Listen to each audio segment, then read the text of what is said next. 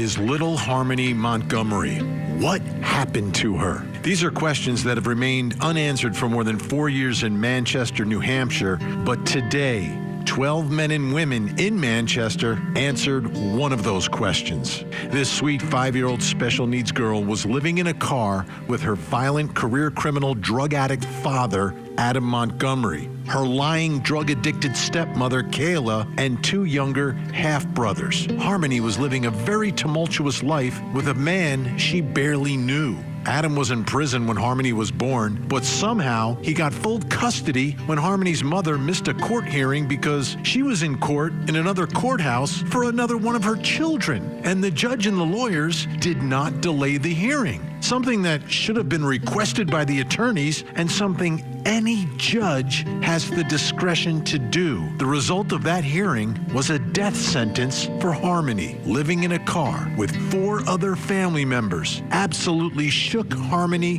to the point that she was having accidents. These accidents resulted in brutal beatings by her father, the last one killing her. And today, the jury declared Adam Montgomery is a child killer. But that leaves one question still unanswered. Where is Harmony? Tonight, we take a look at all the big moments and the fallout from this verdict. Plus, we take a look at new information regarding the search for Harmony as we continue our investigation into what happened to this little angel.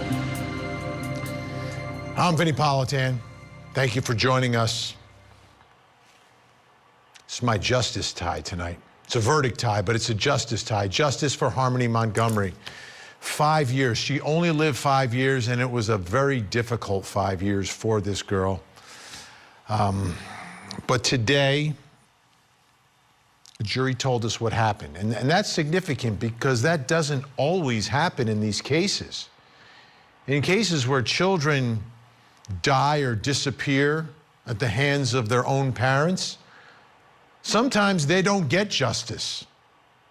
Sometimes there's not even a person in the courtroom wanting justice for that child because it's their own parent or parents who are responsible for what happened. But in this case, there is justice. So we can exhale tonight, ladies and gentlemen. We can exhale on that fact. But we shouldn't think that everything's okay. She's still not resting in peace. She hasn't been found. She wasn't buried. She was discarded. Her body was destroyed. And it hasn't been recovered. And because of that, this is not over. Right? The trial's over, but this is not over. There still has to be some level of concern that someone just disappears and we don't find her. She doesn't get a proper burial and memorial and service, an opportunity to rest in peace. That doesn't happen. Well, we heard today that it's not over. They're still going to be looking for her in some way, in some form, and we're going to talk about that tonight. What was said today after the verdict and what it means and where people should be keeping their eyes open because it's not over. Now, one way that this could get closer to being over is if this coward speaks. This child killer speaks. A man too afraid to even show up to his own trial to hear the evidence about what he did to his own child.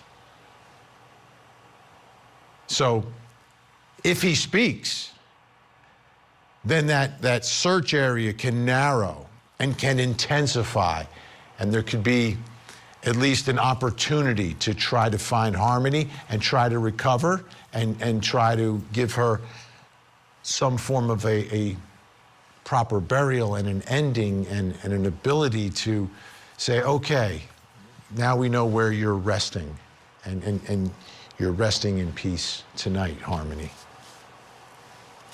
But short of the coward speaking, I don't know. I don't know if you're going to be able to find her. And that, to me, is the tragedy that still is this saga of what has unfolded. And of course, the first tragedy was that he was given custody. And then the second tragedy was that no one followed up. The third tragedy was the murder of this little girl. And the final tragedy is that we can't find her. So, as I mentioned off the top, it's verdict day. It's a day for justice for Harmony Montgomery. Let's take a look at what happened. As to charge ID 193-794-7C, charging the defendant, Adam Montgomery, with the crime of second-degree assault, do you find the defendant guilty or not guilty? Guilty. You say that he's guilty, Mr. Foreperson? That is correct. So say you all, ladies and gentlemen of the jury? Yes. As to charge ID 202-7112C, charging the defendant, Adam Montgomery, with the crime of second-degree murder, do you find the defendant guilty or not guilty? Guilty. You say that he's guilty, Mr. Foreperson? That is correct. So say you all, ladies and gentlemen of the jury? Yes. And as to charge ID 202-7113C, charging the defendant with the crime of falsifying physical evidence, do you find the defendant guilty or not guilty? Guilty. You say that he's guilty, Mr. Foreperson? That is correct. So say you all, ladies and gentlemen of the jury? Yes. And on charge ID 202-7114C, charging the defendant, Adam Montgomery, with the crime of abuse of corpse, do you find the defendant guilty or not guilty? Guilty. You say that he's guilty, Mr. Foreperson? That is correct. So say you all, ladies and gentlemen of the jury? Yes. And on charge ID 202-7115C, charging the defendant, Adam Montgomery, with the crime of tampering with witnesses and informants, do you find the defendant guilty or not guilty? Guilty. You say that he's guilty, Mr. Foreperson. That's correct. So say you all, ladies and gentlemen of the jury. Yes. Thank you. Bizarre moment, right? You're looking in the court, looking at an empty chair. The coward afraid to face the jury. Afraid to come to court. This was the guy, again, who was bragging beforehand when he's being sentenced for being a career criminal in possession of a weapon. Talked about, I'm looking forward to my day in court. Just another lie from a child killer. Let's bring in CourtTV crime and justice correspondent Matt Johnson, joining us live from New Hampshire tonight. Has been there throughout, was there before this trial started, investigating this story, this case, speaking to everyone involved. Let's talk about reaction to this verdict tonight. Matt, what can you tell us? Yeah, Vinny, nice to see you. As you're talking about Adam Montgomery, the coward, the convicted child killer, not in court at this courthouse in New Hampshire today. It was a packed courtroom and very tense as we were waiting for that verdict to be read. It was packed in the gallery with investigators, with canine officers, with Manchester police. There were everyday people, those court watchers that watch Court TV, along with, of course, Harmony's mother, Crystal Sorey. She was there with her support group, and she broke down at times during today and also during this very tough trial with very difficult facts. Outside the courthouse, we spoke with her along with the other local media. She was swarmed by everybody as she was trying to leave. And of course, we asked her her thoughts about Adam not showing his face. Take a listen. He's a coward. He's a coward. He's always been a coward. Hence why he did what he did. He took her away from the people that loved her because he couldn't hack that he didn't have control.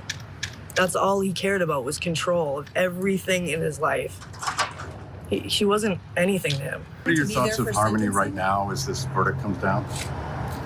She's here with me. And she is the one that keeps me strong every day. She told me that earlier today as we were waiting for the verdict, waiting for that overhead page saying all parties for the Montgomery case return to the room for that verdict reading. Earlier today, she's told me that she got strength by talking to her daughter, and she was wearing that sweatshirt that said Justice for Harmony earlier today. She was also wearing pink, of course, Harmony's favorite color, and both she and Michelle Rafferty, the the mom that she also knew, that foster mother, they were wearing Minnie Mouse jewelry. She said that she does plan to be at that sentencing, Vinnie, and give an impact statement for her daughter.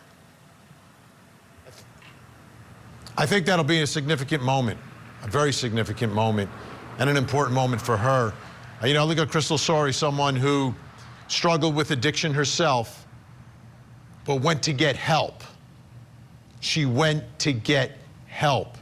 And, you know, as we see here tonight, I have a feeling that what has transpired here will keep her motivated, keep her focused in living the rest of her life and being a mother the rest of her life. Let's get back to this jury. So I think a lot of people are expecting a very quick verdict here.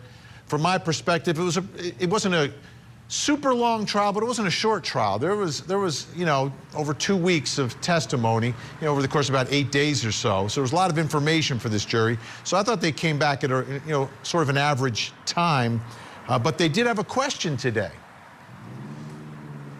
Right, you know, this was a lengthy jury trial for New Hampshire standards. There was 10 days of testimony. We had the jury view included in that. We also had 47 witnesses that took the stand. Again, the defense, who didn't have to put on a case, they didn't call one witness. But yeah, there was some tense moments today when we were all called for that jury question. And the question was this: how does court define consciously disregarded? And of course, that goes to the question of, you know, murder in the second degree, because that was part of the wording for that. So maybe that was what these jurors were considering at the time and what kept them for several hours, because within that verbiage, it said the state must prove that the defendant was aware of the risk and consciously disregarded it. That's the bottom of that statement there. Remember, this was a lengthy jury questionnaire, and not long after that, Vinnie, we were called back. It was about an hour or so, called back, and they reached a verdict. You know, when a question like that, I think, is a good question, because there aren't lawyers on the jury most of the time. I was recently a lawyer on a jury, but generally speaking, there are folks who don't understand this legal, I call it legal mumbo jumbo, but it's the way lawyers and judges and courts sort of write things, and it doesn't always necessarily make common sense. So that, I thought that was a good question, and they got the clarification, and that they were able to get to the verdict. Now, let's talk about the other part of what hasn't happened here, which is the recovery of little Harmony. She hasn't been found, and my understanding is the prosecutor spoke about the search for Harmony today at the press conference after this verdict. Senior Assistant Attorney General here in the state of New Hampshire that deals with homicide cases, that's Vinnie Politan, who we saw practice in this case and also with the weapons case. And he took to the podium today, and it wasn't a victory lap, and he said that, but he was talking about the fact that his work and these police officers' work, those investigators that you're looking at on your screen, is not over. During the news conference, we were asking him, and I posed the question, do you think that Adam will cooperate now that he has nothing to lose? Here's the answer. I can't speculate on what choice he may make in the future about whether or not to say where she is, but he knows where she is. So, you know, they say that the work is not over, and right now they're asking anyone with any information to please call the tip line, and they're really hoping that after the winter months here, when people get back outside, they venture off within the radius of where we think that U-Haul van was and do some exploring on their own. They know that we're looking for a CMC bag. Yeah, that's the key. It's the, you know, before we had pictures of Harmony, well, that's not what we're looking for anymore. At this point, it's going to be that CMC bag, and we're going to talk about that during the rest of this program this hour, because I think that's important. Vinnie Politan, the prosecutor, this guy, you know, every jurisdiction needs a guy like this, someone who's super experienced, super focused, great in the courtroom, and passionate about what he does. And I say this all the time, and people need to understand that these great prosecutors like Vinnie Politan, could leave the prosecutor's office and make a lot more money in private practice trying cases for corporations, etc. But they choose to do this, and thank goodness that they do. And you spoke with him one-on-one today.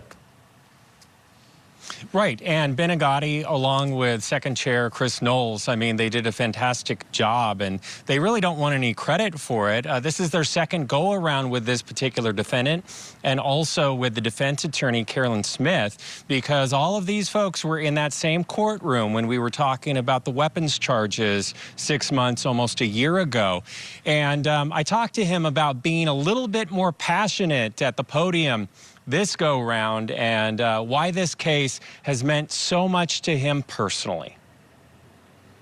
If you're not concerned by this behavior, by this action, by this reaction from a person to a child having accidents, and then doing this incredible thing, there's a problem. You need to understand the gravity, not only what the person did, but also for not showing the compassion that you would hope any parent would show. And that's certainly not what he showed towards Harmony. So yeah, with regards to that, in terms of heartfelt experience and showing emotion, I think it's hard not to be for anybody. I've never seen before having to cut out a mugshot and having to use that as the identifier because the defendant refused to be there to face the music. I got to say that was a first for me as well. I don't think I've ever had that situation quite happen before. But he has a right, and if he did not wish to be there, that's fine. The state still has an obligation to prove that the person who's charged is in fact Adam Montgomery, is in fact the person that all these people are testifying about. So yes, luckily there is a process to do that. You heard that from the testimony of Max Ray Hill to be able to identify that no, that photo is the individual that I have charged with murder, that I arrested, and that the jurors saw in court on the very first day of jury selection. And Vinnie, Ben Agati also tells me that he and Christopher Knowles and his entire team, because it's more than just them that have been working on this for months and years on this particular case and the others, they're really looking forward to sentencing and those victim impact statements. Well, let's talk about that. When is the sentencing of Adam Montgomery, number one? And what's next for Kayla Montgomery? Because a lot of folks are wondering, okay, she testified here. What's going to be her situation? Right, so Judge Amy Messer, who presided over both of these trials so far in the state of New Hampshire, she has a full docket, as you can imagine, and she has a lengthy trial ahead. So we are looking at a sentencing date that will be set within the next couple months, probably later in the spring. We know that Crystal Sorey will be there. She is planning to give one of those victim impact statements. And as a result, in the state of New Hampshire, you do not have to be present under law for the length of the trial or the reading of the verdict, but you do have to be present, and he will have to be here when listening to those victim impact statements. So that's interesting. And as for his estranged wife, Kayla Montgomery, who confessed on the stand that she's still in love with the man and she was trying to keep their family together, I'm hearing, have not officially confirmed, but I'm hearing that she's not going to get her kids back, but she is up for parole in a couple months. She said that on the stand. And who's going to be there? Crystal Sorey. Wow. All right. Matt Johnson, wow, what a case, what a trial, what a big day, what a big verdict. Thank you so much for your reporting. Talk to you soon. Of course. All right, folks, when we come back, we're going to take a look at the search for Harmony Montgomery, some more of the details that were revealed by the prosecutor today. We'll take a look at those areas. We'll bring in our experts. Plus, coming up next hour. In Santa Fe, New Mexico, day one of trial one in the Baldwin movie shooting. We are live from the courthouse with all the shocking allegations. Was this the most dangerous movie set ever? The defendant was unprofessional and that she failed to do the essential safety functions of her job, and that these failures resulted in live ammunition being spread throughout this entire set. I'm the armor, or at least I was. A famous famous actor in a movie set accident that ended in tragedy. I turn and cock the gun goes off. Now, Alec Baldwin and the film's armorer have both been charged with involuntary manslaughter. Just because it's an accident doesn't mean that it's not criminal. Court TV takes you inside the courtroom as Hannah Gutierrez faces a jury. The Baldwin movie shooting trial. Live coverage weekday mornings. Only on Court TV.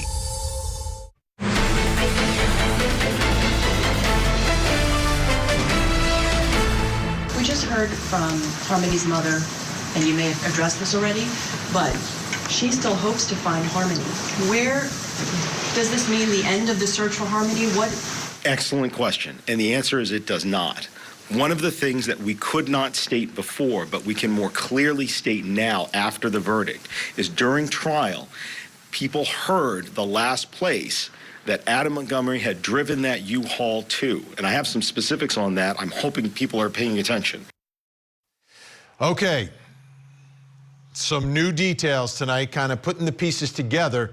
Pretty similar to what we did on the show last night in the search for Harmony Montgomery, trying to retrace the steps of Adam Montgomery and where is this sort of range of places where Harmony would likely be. Let's take a listen to the prosecutor, Benegatti, going through some of those details. He had that U-Haul between March 3rd into March 4th in 2020. He drove 133 miles. We heard about that on that U-Haul. Subtracting back the 2.3 miles back and forth, or sorry, 3.2 from the rental, that left him with roughly a 106-mile road trip all the way down, at least through the Tobin bridge tolls, we know, northbound, southbound, northbound again through those tolls, and then back to Manchester. That only left him with 26 miles of driving that he could have done between where he was at the Econo Lodge in Manchester and going through the Tobin those 3 times. What that means is, and we know that he went through no New Hampshire tolls. So what that means is that she is somewhere along that route. And you heard about the searches that have been done, specifically in the Rumney Marsh Reservation in Revere, around the Sales Creek area, the Chelsea Creek area, behind North Shore Road. Revere Police, Mass State Police have been relentless in searching those areas with the Manchester Police Department. These ladies and gentlemen drove down and worked with them hand in hand. Those are still our big areas of search. Okay, we're talking about a big area here, potentially. I want to show you a map so you can understand a little bit of what these areas are like and where they are. Let's take a look. Put it up on the screen. There you see the Tobin Bridge. Again, just like we did on the show last night, the prosecutor doing the same math equation, and you look at these areas that he's talking about. First, you've got the Rumney Marsh Reservation all the way to the north there. Okay, so that's a marsh. It's a reservation, right? It's going to be swampy. Then you've got Chelsea Creek, a creek, that's water. You see the rivers that are running right by there. Obviously, the Tobin Bridge goes over there. Sales Creek, another a part of the water. Also, look on the side there, you got the North Shore Road, and that's running right on the coastline, and there's a whole bunch of water to the right there. So you think about this, and let's not forget the timing of this, okay? This isn't a search where she goes missing and the search is immediate. I mean, they don't even know about this until 2 years later. And then they start to get some of these details and put them together. So there's a good opportunity that the search hasn't been done as completely as possible at this point. And for folks in the public who are just anywhere in this area, what we're looking for is that bag. It's the bag. There it is, the CMC bag. This is what investigators are looking for. So, I mean, if you see that, you know, a lot of times a wanted poster, you have a picture of someone. No, this is what you're looking for, because this is the bag that contained whatever remained of Harmony Montgomery. All right, let's bring in our guests, and we've got some good ones tonight. In Los Angeles, California, retired FBI special agent, has done so many searches, especially in water. Bobby Chacon is with us. In Salt Lake City, Utah, retired police commander, host of the Profiling Evil podcast, and author of the book Deceived. Mike King has also done a lot of water searches. And in Jacksonville, Alabama, forensic death investigator, professor of forensics at Jacksonville State University, host of the Body Bags podcast, Joseph Scott Morgan. Can talk a lot about what we're really looking for here. So, Justice Scott Morgan, let me begin with you. We know the passage of time here. I put up on the map these possible potential environments that we're talking about. In terms of remains, what do you think could remain at this point? My biggest concern, Vinnie, is going to be the fabric that this bag is made out of. How well would it still be intact after all of this time? If it is still in this marshy area, this is a very harsh area. You're talking about brackish water and salt water. You're talking about sun. You're talking about rain. You're talking about rising tides. You're talking about storm systems that have blown through this area over a period of time. How resilient would that bag be in order to retain this little angel's body, or like you said, what remained of her body? That's going to be the big question. And again, we don't know. Let me ask you this, Justice Scott. If there's garbage bags within the bag, what would you expect in terms of the remains of Harmony to potentially look like at this point? Well, depending upon how well they were packaged, you would have some level of containment in there. But, you know, you look at that landscape there and you think about all of the debris that is in the water. Things can get hung up on, torn, ripped. And as you go through time, this bag and even the plastic bags, because of all the jostling, are going to become degraded. All right, Bobby Chacon, we could put the map back up on the screen. I mean, by the North Shore Road, you're talking about a huge body of water, right? But we also talked about a couple of creeks and a marsh at this point. What are your thoughts about if you're able to kind of zone into a particular area, like what would you expect 2 years later? Well, not even 2 years. Wait, excuse me. I say 2 years later, but it's actually 5 years later. I'm sorry. Yeah. I mean, the best case scenario is if he kept all of her in that one bag. That would be the best case scenario. I mean, we've had on this show, Vinnie, cases where a husband kills a wife, dismembers her, and deposits her in different places in different parts of the body. If that happened in this case, it would make it infinitely harder to find Harmony. If she's contained in that one bag, all of her is contained within that one bag, it'll be somewhat easier to find. It's less likely the decay that would take place on human tissue out in the open. To that extent, it would slow it down to a significant degree. If that looks like a canvas bag, that's a good sign. If he dumped her in one place in that bag, that's the best scenario, because sonar could pick it up, handheld sonar or tripod sonar could pick it up. It would make it easier. If he took her out of the bag and he put her in several different places, that's probably a worst case scenario. That'll make it infinitely harder to find her. All right, Mike King, as always, I know you take a close look at this, your Profiling Evil podcast, but you've also put together something yourself tonight. Can you explain what you put together for us? Well, I'll tell you what, Vinnie, I mean, I spent 300 miles on the road today thinking about this darn thing, and I just kept going back to the two things that we know, the toll times. We know when he went north, he doubled right back immediately, but then he went north again. So if we look at that roughly 25 to 30 minutes, this is really the area that he could have gotten to and got back. Now, he could have taken a road to the north to get back and make his way back up north to home eventually, because we don't see him coming back through the tolls. So we can start to get a little more microscopic in the examination of the geography. And as we learn more, and perhaps if there are pieces in the interviews, some admission that was made, something from the friend, maybe we can get a little more. But we're going to be able to start tightening it down. But again, this is looking for a microscopic needle in a big old haystack. I want to take a listen here to Ben Agati again. Give me a few more details about what happened. He had that U-Haul between March 3rd into March 4th in 2020. He drove 133 miles. We heard about that. Everybody who might have seen the trial also would have seen the CMC bag. And there was a demonstrative that was used during trial. It was the exact same type bag. Had light tan, it was canvas, had dark colored straps, and had a CMC logo in the middle. That was positively identified by multiple witnesses as the bag that Adam Montgomery had the last night that he had that bag and the U-Haul. So that bag went somewhere along that route and somewhere within, no more than 26 miles off of that route down and back to Revere. Also at this trial, what was pointed out was the fact that Adam Montgomery was from the Revere area.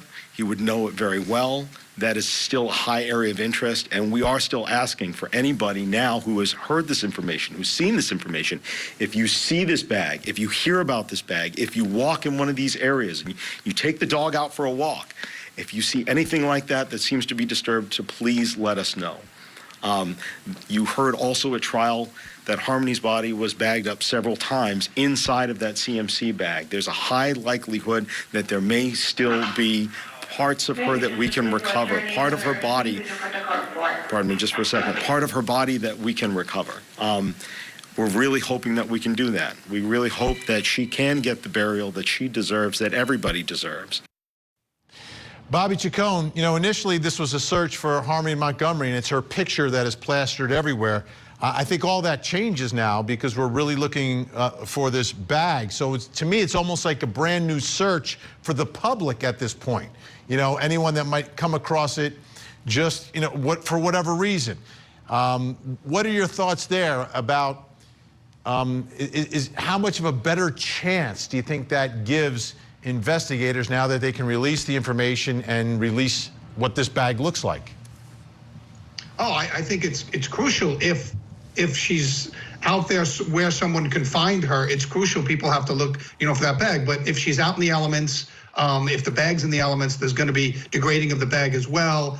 You know, we're all looking at water, and that's what I did. That's all I did really was, and I've recovered dismembered victims underwater. But if he say, let me ask you this, Bobby, what's the oldest case where you were able to recover remains from someone who was missing?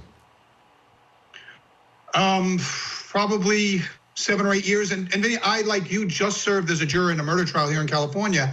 And the victim in our case during the first conviction was not found yet. They found the body, or they found his skull 7 years after the first conviction. I served as a juror on a retrial of that case, but it was 7 years after the conviction that his skull was found by a crew out in the woods digging a trench for some power lines, and then they identified it through DNA. So, you know, you never stop looking, and certainly, you know, things can happen. But in the water, you know, there's degradation that takes place a lot quicker. Even on land, though, in some of these areas, you probably have predation, you have animal predation taking place if it's not packaged up really well. If he put her in a dumpster and she wound up in a landfill, that's another, you know, a problem, and lowering the odds of finding her. So I think this is going to be, as Mike said, a needle in a haystack. But people do have to get out there now that we have a more finite location or geographical area. There's people that are going to be able to get out there and look. Oftentimes hunters find them, or hikers find them, you know, people like that. Or so there's always hope, but this is a long shot at best, I would say. All right, our experts are staying with us when we come back. More on this search, including something else that was mentioned on this show last night.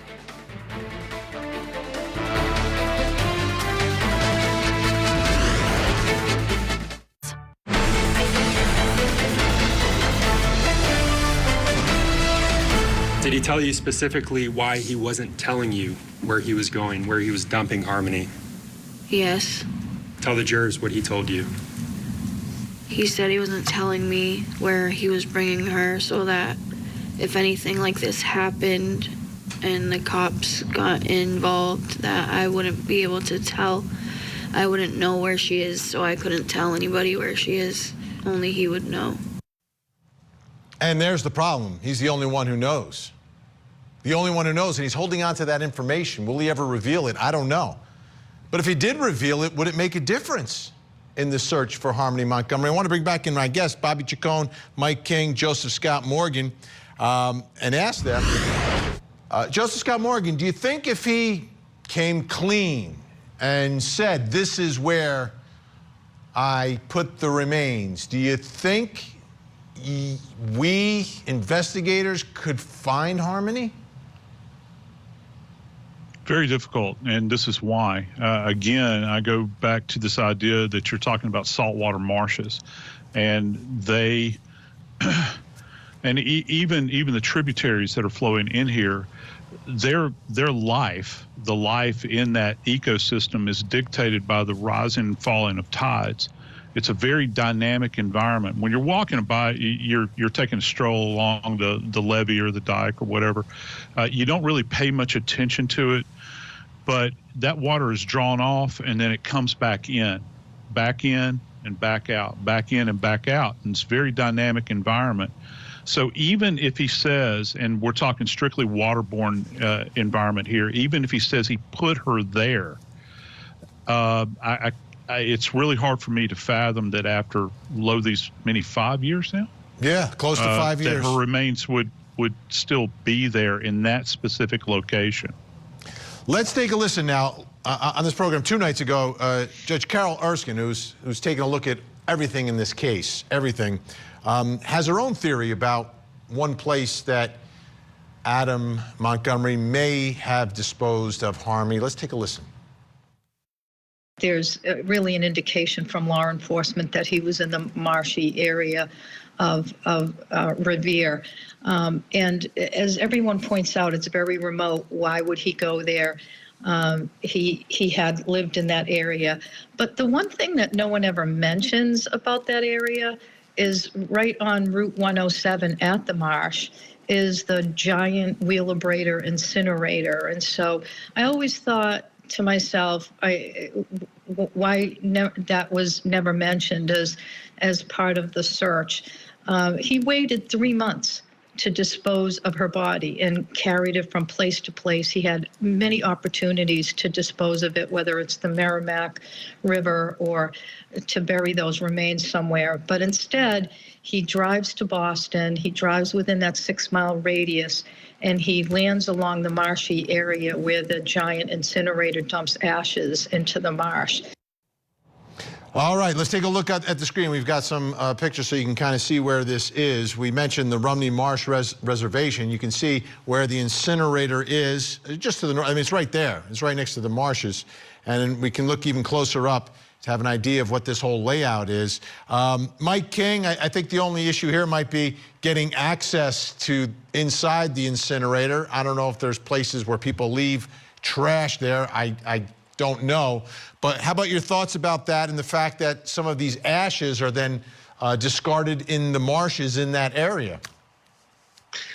Yeah, that was really what impressed me last night about the judge's comments was the idea that is there spillage getting into the ecosystem? And of course, they probably don't want that mentioned, but if that's the case, would that make it more difficult for a cadaver search? And these are kind of some areas I need to lean on Bobby and Joe Scott about, but the idea would be, is there a specific reason to do that? And the only reason would be to further conceal whatever evidence there is in this case. And I think it's got to be pretty darn limited after that series of months in which he was clearly doing something to speed up and move different parts of this child.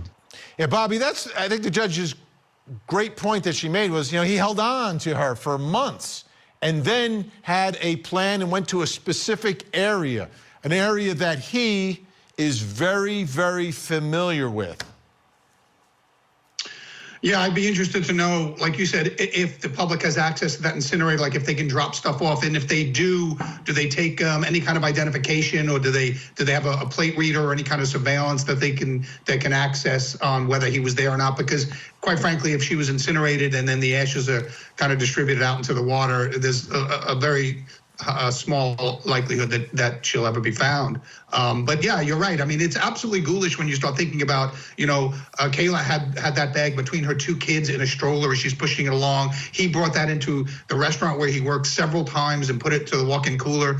This guy is just that second level of that level of evil that, you just come across once in a while that you just shake your head at. Like, why was he carrying her remains around and doing the things he was doing with it? And so, I hope he somehow finds faith in jail and tells them where he found her, or maybe before between now and sentencing, if he thinks that it could maybe impact his sentencing, he might come forward with it. I don't know, but this is going to be a very difficult task. Yeah, the other part, Joseph Scott Morgan, is if in fact, you know, this marsh area is particularly disturbed by these ashes and whatever's happening near this incinerator, which makes it even gunkier in there. And maybe that's something he knew about growing up in the area, that, oh yeah, those marshes over there, no one's going to find anything there. Yeah, but, you know, there's two sides to that coin as well. If it is, like you say, gunky, if it's thick, that might be a saving grace, I suppose, that in some way her remains could be retained in that area. But I still go back to this idea that if her remains are recovered, first off, there's probably going to be little or no soft tissue left. That would be, it's going to be, I'm not going to go there, but there's not going to be a lot remaining. You'll still have skeletal remains. I think my big thing is I want to know if if they were able to recover the remains, what are those remains going to tell us? First off, we'd want her identified, obviously. I think all of us want that. But secondly, you know, we've heard about these strikes on her person, on her body, that little fragile angel that it makes me want to weep right now. She's blind, Vinnie. And I still think, will that head trauma still be visible after all this amount of time? Let's say that we do get an intact skeletal remain contained in those bags. That's going to be a big question there, I think, for me. All right, hey, Vinnie, we are out of time for tonight. Big thank you to Bobby Chacon, Mike King, and Joseph Scott Morgan. Appreciate your insight, your time, and we'll see you again really, really soon.